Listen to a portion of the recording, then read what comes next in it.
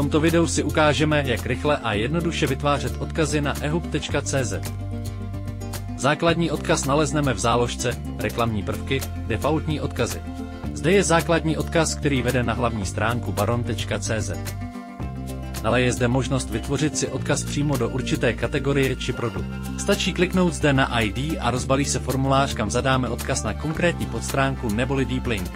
Například, když chci odkazovat přímo do kategorie Kvíždata u psa, vložím URL, které tam odkazuje. URL můžeme vzít přímo z prohlížeče anebo využít náš generátor URL, který je na stránce Banery ke stažení.